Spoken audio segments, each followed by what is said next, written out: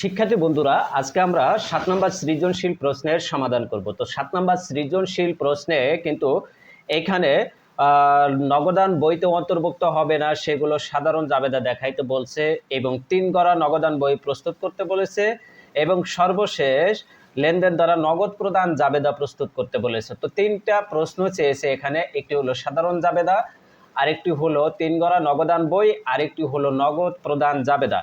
তো সাধারণ জাবেদা কি, সেটি হলো নগদান বইয়ে অন্তর্ভুক্ত হবে না এমন লেনদেনগুলা, ঠিক আছে। আর 3 গড়া নগদানে 1, 28, 29 এবং 31 তারিখের লেনদেন দ্বারা প্রস্তুত করতে বলছে, তার মানে তারিখ উল্লেখ করে দিয়েছে। এর বাহিরে যে লেনদেনগুলো রয়েছে সেগুলো দিয়ে হবে না। গ নম্বর প্রশ্ন বলেছে 5 তারিখ থেকে 20 তারিখের লেনদেন দ্বারা নগদ প্রদান জাবেদা প্রস্তুত করো, তাহলে 5 থেকে 20 তারিখে পর্যন্ত লেনদেনই ধরবো এখানে। তাহলে আমরা একটু প্রশ্নটা পড়ে দেখি। হ্যাঁ, প্রশ্নে কি বলা আছে? প্রশ্নে বলা আছে যে 2025 সালের জানুয়ারি মাসে কিশোর ব্রাদার্সের নিম্নোক্ত লেনদেনগুলো সংগঠিত হয়। এক হলো জানুয়ারি 1 নগদ উদ্বৃত্ত 30,000 টাকা এবং ব্যাংক জমাতিরিক্ত 25,000 টাকা। স্যার, ব্যাংক জমাতিরিক্ত 25,000 টাকা থাকলে এটি ক্রেডিট পাশে ব্যালেন্স বিডি হিসেবে ব্যাংক কলামে লিখব, আর নগদ জমার উদ্বৃত্ত এটা ডেবিট পাশে ব্যালেন্স বিডি হিসেবে নগদ কলামে লিখব। ওকে। জানুয়ারি 3 তারিখে বলা আছে জহির ট্রেডার্স হতে 5% বাট্টায় 10% 10,000 টাকার পণ্য ক্রয়। দেখো, এখানে জহির ট্রেডার্স একটা প্রতিষ্ঠানের নাম দেওয়া আছে, এখানে বাট্টা দেওয়া আছে, এখানে 10,000 টাকার পণ্য ক্রয় করা আছে।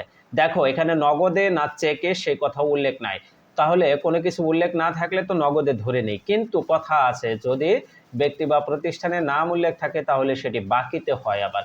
তাহলে এখানে জহির ট্রেডার্সের নাম আছে, এটি বাকিতে হয়েছে, তবে এখানে 5% বাট্টা রয়েছে। পণ্য ক্রয় বা বিক্রয়ের সময় যে বাট্টা থাকে সেটিকে কারবারি বাট্টা বলা হয়। কারবারি বাট্টা নামে কোনো হিসাব হয় না।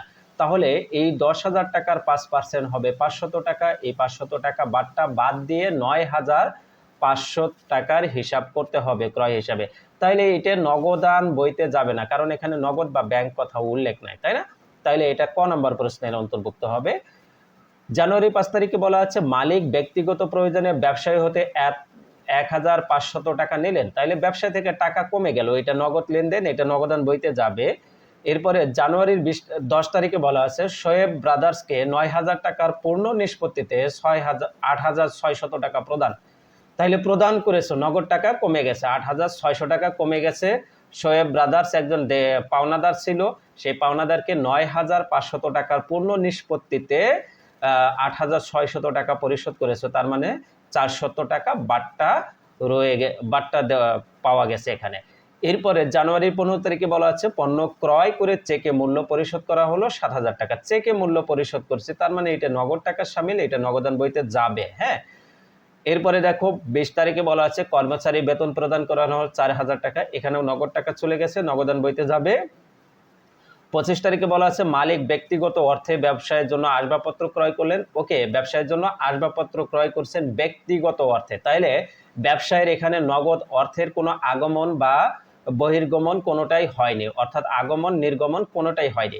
তাহলে এখানে মালিকের টাকাটা গেছে আর ব্যবসায় তোমার আসবাবপত্র পেয়েছো, তার মানে কি এটা অনগদ লেনদেন, এটা জাবেদা কি হবে? আসবাবপত্র হিসাব ডেবিট, মালিক যেহেতু সুবিধা দিয়েছে মূলধন হিসাব ক্রেডিট লিখতে হবে। তাহলে এটাও ক নম্বর প্রশ্নের অন্তর্ভুক্ত। 3 তারিখ আর 25 তারিখ দুইটা পাইলাম। এরপরে 28 তারিখে দেখি সুমনের নিকট হতে 3,850 টাকা পাওয়া গেল এবং তাকে 150 টাকা বাট্টা দেওয়া হলো। ওকে, তাহলে সুমনের নিকট কত টাকা পাওয়া গেছে? 3,850 টাকা। তাহলে এই টাকাটা তুমি নগদে পেয়েছো এবং বাট্টার ঘরে 150 টাকা বসাই দিবা। এরপরে 21 তারিখে বলা আছে জহির ট্রেডার্সের পাওনা 9,500 টাকার পূর্ণ নিষ্পত্তিতে 9,300 টাকা প্রদান করেছো, তাইলে এখানে নগদ টাকা প্রদান করেছো, টাকাটা চলে গেছে এবং প্রাপ্ত বাট্টার ঘরে এই যে 9,500 থেকে 9,350 টাকা বাদ দিলে 150 টাকা হবে, বাট্টা বসাই দিতে হবে। জানুয়ারি 31 তারিখে বলা আছে নগদ উদ্বৃত্ত 2,500 টাকা রেখে অবশিষ্ট টাকা ব্যাংকে জমা দেওয়া হলো, তাহলে ব্যালেন্স সিডি এখানে বলে দিয়েছে, নগদ কলামে ব্যালেন্স সিডি 2,500 টাকা বলে দিয়েছে। এরপরে যত টাকা থাকবে সেই টাকাটা ব্যাংকে জমা দিতে হবে, তার মানে ডেবিট পাশে ব্যাংক কলামে টাকা বাড়বে আর নগদ পাশে ক্রেডিট পাশে নগদ কলামে টাকা কমবে। ওকে, তাহলে ক নম্বর প্রশ্নের আমরা কিন্তু দুইটি এন্ট্রি পাইছি, জানুয়ারি 3 আর 25। তাহলে ক নম্বর প্রশ্ন কি বলেছিল, লেনদেনগুলো নগদান বইতে অন্তর্ভুক্ত হবে না, যে লেনদেনগুলো নগদান বইতে অন্তর্ভুক্ত হবে না সেগুলো সাধারণ জাবেদা দাও, ব্যাখ্যার ব্যতীত, ব্যাখ্যার দরকার নাই। তাইলে আমরা পেয়েছি 3 তারিখ আর 25 তারিখ, এটা সাধারণ জাবেদা করব। 3 তারিখ কি আছে, জহির ট্রেডার্স হতে পণ্য ক্রয় করেছি 5% বাট্টায়, তাইলে ক্রয় হিসাব ডেবিট আর পাওনাদার বা প্রদেয় হিসাব জহির ট্রেডার্স ব্র্যাকেটে দিয়ে দিব ক্রেডিট। এখানে টাকা লিখবো কত, এখানে লিখবো 9,500 টাকা। কিভাবে 9,500 টাকা লিখবো, এখানে লিখবো যে 5% বাট্টা যে ছিল এই 5% বাট্টা বাদ দিব, 10,000 থেকে 10,000-এর 5% বাট্টা 500 টাকা, এটা বাদ দিলে 9,500 টাকা হয়। ঠিক আছে, ব্যাখ্যার যেহেতু দরকার নাই।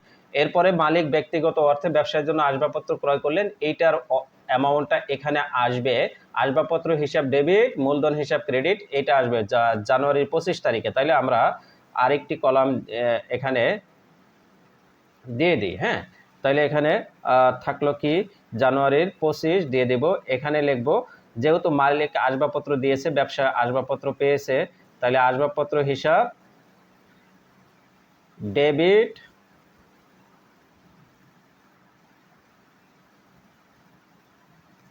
আসবাবপত্র হিসাব ডেবিট লিখব। এরপরে এখানে লিখব মূলধন হিসাব, কি হিসাব, মূলধন হিসাব, কারণ মালিক ব্যক্তিগত সুবিধা দিয়েছে, তাহলে মূলধন হিসাব ক্রেডিট লিখব। ঠিক আছে, আমার কন্টেন্ট যে লিখে সেইটা হয়তো ভুল করে ফেলছে, তাহলে মূলধন হিসাব ক্রেডিট। কত টাকা, যে টাকাটা আসছে সেটি, কত টাকা আসছে দেখো, আসবাবপত্র ক্রয় করে দিয়েছেন 13,000 টাকা। ঠিক আছে, এটা 13,000 টাকা, তাইলে এখানে 13,000 টাকা ডেবিট টাকা লিখবো, তারপরে ক্রেডিটে লিখবো 13,000 টাকা। ঠিক আছে, তাহলে আমাদের কি করে দিতে হবে, দুইটা যোগ করে দিতে হবে, 13 আর 9 কত হবে, 22,500, আর এইটাও হবে 22,500। তো এই ছিল ক নম্বর প্রশ্নের সমাধান। আশা রাখি তোমরা বুঝতে পেরেছো। খ নম্বর প্রশ্নটি এসো। খ নম্বর প্রশ্ন বলছে 1, 28, 29 এবং 30 তারিখের লেনদেনগুলো দ্বারা এখানে 3 গড়া নগদান বই প্রস্তুত করো। খেয়াল করে দেখো, জানুয়ারির 21 তারিখ এখানে দেওয়া আছে, দেখো 25, 28, তারপরে 21 হয় না, এটি হলো 29 তারিখ, এখানে ভুল দেওয়া আছে, এটা 29 তারিখ হবে। হ্যাঁ, তাহলে 1 তারিখ কি ছিল, নগদ উদ্বৃত্ত 30,000 টাকা, ব্যাংক জমার উদ্বৃত্ত 25,000 টাকা, এটা 3 গড়া নগদান বইতে পোস্টিং দিব। কিভাবে দেখো, এইভাবে দিয়ে দেব, ডেবিটে যে ব্যালেন্স বিডি নগদের কলামে 30,000 টাকা, আর ব্যালেন্স বিডি ক্রেডিট পাশে ব্যাংক কলামে 25,000 টাকা, কারণ ব্যাংক জমা অতিরিক্ত দেওয়া আছে। এরপরে আরেকটি লেনদেন কি বলেছে, 28 তারিখ। 28 তারিখে কি আছে, সমনের নিকট হতে 3,850 টাকা পাওয়া গেল এবং বাট্টা 150 টাকা। তাহলে কার কাছ থেকে পাইছি, সমনের কাছ থেকে। এখানে লিখবো সমন, বাট্টার ঘরে 150, 3,850 টাকা নগদের ঘরে বসাবো, বসাই এটাকে দিয়ে দিব। এরপরে বলা আছে 29 তারিখ। 29 তারিখে জহির ট্রেডার্সে পাওনা 9,500 টাকার পণ্য নিষ্পত্তিতে 9,300 টাকা প্রদান করা হলো। তাইলে এইটা আমরা কি করব, এখানে আমরা জহির ট্রেডার্স হিসেবে 150 টাকা বাট্টা হবে, আর হলো 9,350 টাকা নগদের ঘরে হবে, যেহেতু 9,500 টাকা পণ্য নিষ্পত্তি করেছি। ঠিক আছে, এরপরে কি বলা আছে, আরেকটি বলা আছে 31 তারিখ নগদ উদ্বৃত্ত 2,500 টাকা রেখে অবশিষ্ট টাকা ব্যাংকে জমা দিতে বলেছে। তাইলে নগদের কলামটা আগে যোগ করে ফেলি, বাট্টা করে ফেলি, বাট্টা শেষ, বাট্টা 150, এই পাশেও 150, বাট্টার কোনো জের হয় না, দুই পাশে যা হবে সেটাই লিখে দিব। এরপরে নগদ কলাম 3,000 আর 30,000 আর 3,850 যোগ করলে 33,850 হবে, এই পাশেও 33,850 লিখবো। ব্যালেন্স সিডি কত রাখতে হবে সেটা তারা বলে দিয়েছে, 2,500 টাকা। তাইলে এই 2,500 আর 9,350 বাদ দিলে 33,850 থেকে 2,500 এবং 9,350 বাদ দিলে 22,000 টাকা তাকে এটি ব্যাংকে জমা দিতে হবে। তাইলে এখানে ব্যাংক হিসাব লিখবো, 31 তারিখ দিয়ে একটা কন্ট্রা এন্ট্রি হবে, পরে ব্যাংক কলামে ডেবিট পাশে আসবে 22,000 টাকা, এটা নগদান হিসাব লিখে এখানে আমরা কন্ট্রা এন্ট্রি দিব খতিয়ান পৃষ্ঠার ঘরে। হ্যাঁ, কন্ট্রা এন্ট্রি দেব 22,000 টাকা। ওকে, এখন আমাদের যে কাজটি করতে হবে, এটি আমাদের ব্যালেন্স বিডিসিডি করতে হবে। তাইলে ক্রেডিট পাশে দেখো 25,000, ডেবিট পাশে 22,000, তাইলে 25,000 দুই পাশে লিখবো, 25,000, ক্রেডিট ডেবিট পাশে কত টাকা কম হলো 3,000 টাকা, 25,000 থেকে 22,000 বাদ দিলে 3,000, তাহলে এটা ব্যালেন্স সিডে 3,000 টাকা। এখন দেখো এই যে ক্রেডিট পাশে ব্যালেন্স সিডি আছে 2,500 টাকা নগদ কলামে, এটা ডেবিট পাশে পরের মাসের 1 তারিখে ফেব্রুয়ারির 1 তারিখে এখানে ব্যালেন্স বিডি দিয়ে 2,500 টাকা লিখে দেব। এরপর ডেবিট পাশে ব্যালেন্স সিডি আছে 3,000 টাকা, এটা ক্রেডিট পাশে ফেব্রুয়ারি মাসের 1 তারিখে ব্যালেন্স বিডি দিয়ে 3,000 টাকা ব্যাংক কলামে লিখে দেব, যার যার কলাম লিখে দেব। ঠিক আছে, তো এই ছিল খ নম্বর প্রশ্নের সমাধান। সেই সাথে আমরা গ নম্বর প্রশ্নটি করব। গ নম্বর প্রশ্ন বলছে 5 তারিখ থেকে 20 তারিখে লেনদেন দ্বারা নগদ প্রদান জাবেদা প্রস্তুত করো। ওকে, তাহলে 5 তারিখ থেকে 20 তারিখ আমরা একটু ইয়া করে ফেলি। 5 তারিখ থেকে কত 5 তারিখ, এই যে 5 তারিখ, 10 তারিখ, 15 তারিখ আর 20 তারিখ, এই 4টা লেনদেন বলেছে। 5 তারিখে কি মালিক ব্যক্তিগত প্রয়োজনে ব্যবসা হতে উত্তোলন করেছে 15,000 টাকা, নগদ টাকা কমে গেছে। ঠিক আছে, নগদ প্রদান জাবেদা এইভাবে করে ফেলবো আমরা। একটু দেখো, তোমরা যারা স্ক্রিনশট নিবা নিয়ে নিতে পারো। নগদ প্রদান জাবেদা কিন্তু চেক নাম্বার থাকে। হ্যাঁ, জানুয়ারি 5 তারিখ থেকে শুরু হয়েছে, মালিক যেহেতু নিয়েছে এটা জাবেদা হবে উত্তোলন হিসাব ডেবিট, নগদান হিসাব ক্রেডিট। তাইলে উত্তোলন হিসাব নামে কোনো কলাম নাই, অন্যান্য হিসাব ডেবিটে দিয়ে দিব, আর নগদান হিসাব ক্রেডিট 1,500 টাকা দিয়ে দিব। এরপরে 10 তারিখ বলা আছে শোয়েব ব্রাদার্সকে 9,000 টাকার পণ্য নিষ্পত্তিতে 8,600 টাকা প্রদান করেছে। তার মানে কি 8,600 টাকা নগদ থেকে চলে গেছে, আর বাট্টার ঘরে 400 টাকা হবে, কারণ 9,000 থেকে 8,600 বাদ দিলে 400 হবে। ঠিক আছে, তাইলে বাট্টার ঘরে 400 টাকা বসাবো, এখানে নগদে ঘরে 8,600 বসাবো, আর প্রদেয় হিসাব ডেবিট করব 9,000 টাকা, এখানে লিখবো শোয়েব ব্রাদার্স হিসাব। হ্যাঁ, এরপরে দেখো 15 তারিখে বলা আছে পণ্য ক্রয় করে চেকে মূল্য পরিশোধ করছে। তো চেকে মূল্য পরিশোধ করো আর নগদে মূল্য পরিশোধ করো, একই কথা হবে, নগদান হিসাবেই যাবে। তাহলে এখানে ক্রয় হিসাব ডেবিট 7,000 টাকা ক্রয় হিসাব ডেবিট কলামে লিখবো, আর নগদান হিসাব ক্রেডিট 7,000 টাকা নগদ এই কলামে লিখবো। ঠিক আছে, এরপরে 20 তারিখে বলা আছে কর্মচারী বেতন দেওয়া হলো, তাইলে বেতন হিসাব ডেবিট, নগদান হিসাব ক্রেডিট, তাই না? তাহলে বেতন হিসাব নামে কোনো কলাম নাই, অন্যান্য হিসাব ডেবিটে করে যাবে, নগদান হিসাবের করে যাবে।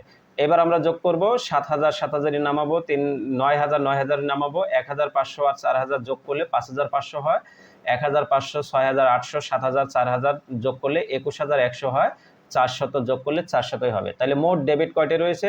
7,000 9,000 আর 5,500, এই তিনটে যোগ করলে 21,500 হবে। মোট ক্রেডিট আছে 21,100 আর 400 যোগ করলে এই দুইটা যোগ করলে 21,500 হবে। অর্থাৎ মোট ডেবিট এবং মোট ক্রেডিট সমান হবে অবশ্যই। ঠিক আছে, নগদ প্রদান এবং প্রাপ্তি জাবেদায় সবসময় মোট ডেবিট এবং মোট ক্রেডিট সমান হয়।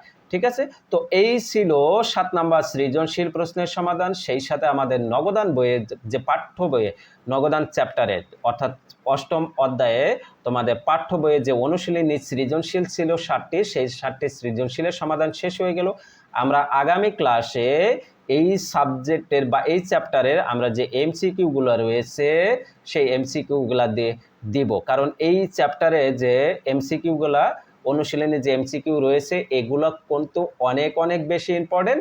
আশা রাখি তোমরা পরের ক্লাসটাকেও এনজয় করবে এবং এই এমসিকিউগুলো ভালোভাবে বুঝে নেবে। সবাই ভালো থাকো, সুস্থ